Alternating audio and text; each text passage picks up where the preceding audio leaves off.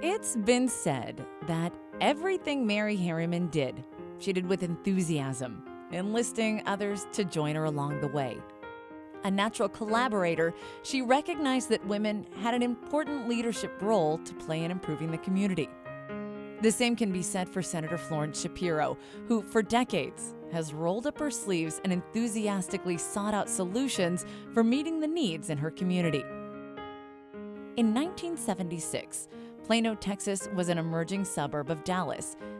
Plano was a community in need of an organization where civic-minded women could join together and work to find solutions to their emerging community issues. 1976 was when we recognized, there were a group of women and myself, and we recognized that with this tremendous influx of people and with this dynamic growth in Plano, that we needed more than just volunteers in different places, but we needed an organization. And we spent a number of years as a Plano Service League, but it was very well accepted in the community. 13 of us started. The next year we had 26 and then 50, and it just grew by leaps and bounds. We were a very small town at that time, 17,000 people, and I had just moved to Plano and was taken into the league and got to meet Florence, who was the founding president of the group. Florence was very impressive. She had a vision for what this small group of women could do in the town at that time, and a vision for what was needed. I think my league experience probably was the nexus for everything that I did. The idea that I would organize as one of the founders, 13 women, have a mission, find goals, objectives, meet those, participate with people together. It really was the beginning of my desire to continue serving the public. A committed community and civic leader, Senator Florence Shapiro did not enter public service to make a statement. She entered to make a difference. Senator Shapiro began her career in the Texas Senate in 1993. However, her entrance into elected office began decades before, and not long after, she founded the Plano Service League. I met Florence when she was mayor of Plano. She was the first woman mayor of her city, and she was a leader. She was a leader from the beginning. You could see it. She just was a star. And of course, later down the road, my husband and I, he was state chairman of the Republican Party of Texas, when a state Senate seat became open, we both said, Florence. And we talked to Florence and she was floored. She said, "What, me?" And we said, "Of course, you're the perfect candidate." And of course she ran and won and then became a real leader for Texas in the state Senate. Beginning in 1995, Shapiro worked closely with her friend and ally, Governor George W. Bush. Together, they helped to change the future of Texas by changing the education of Texas children. The historic reforms passed into law were simple, but they have had a profound impact. The idea of being chairman of the Senate Education Committee for 8 years, and to actually mold public policy in the education space, which is just so very important. I'm not sure there's anything that affects the lives of your citizens more than the education of their children. Another career-defining piece of work was a comprehensive package of bills known as Ashley's Laws.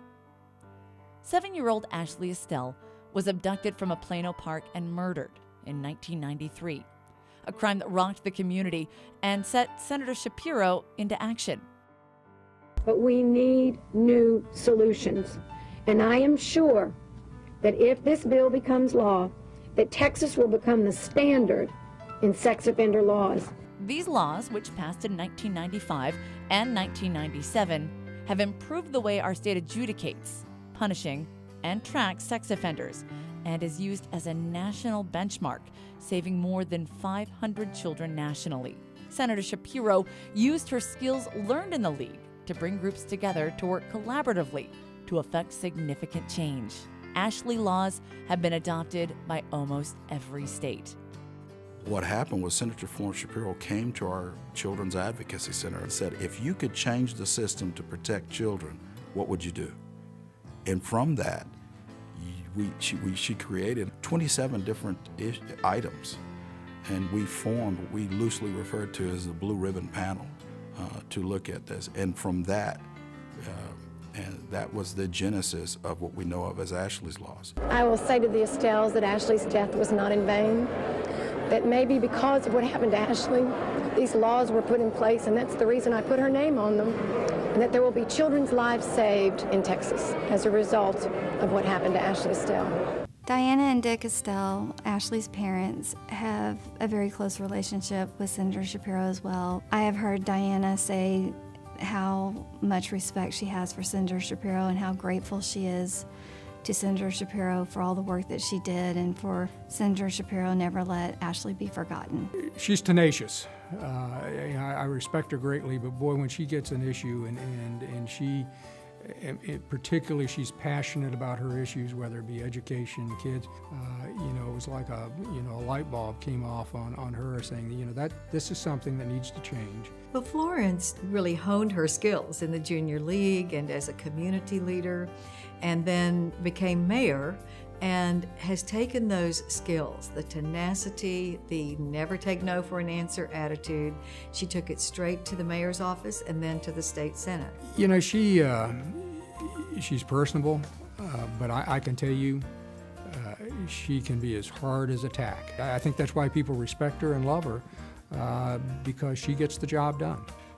She's just been a tremendous gift to our community. We are so fortunate to have her in our lives for the last 40 years, and our community is all the better for her contributions and her commitment and her unwavering affection for the citizens of this area. She is a star. With a supportive husband and family, Senator Shapiro has been able to embrace her love of improving the community. One of the main things with her is her parents were Holocaust survivors, and it was a very big deal to her to see that, for her parents to see the transformation, especially from going from Germany, where they weren't even allowed to be citizens, to one generation later, she was not only a citizen, but a very involved and vibrant citizen, and a woman able to hold public office and to hold state office, which was an amazing thing for just in one generation to see that change. The main thing that I have always said is, because of my parents and their past, that I have always felt that God put me on this earth to be the bridge between my parents and their past, and my children and their future, and now my grandchildren and their future. And I hope that as my time comes, that when people look back, they can say that I gave 150% to that vision. I am convinced that women are enormously accomplished when they put their mind to it and when they decide that they want to do something. There's no better example than the Junior League.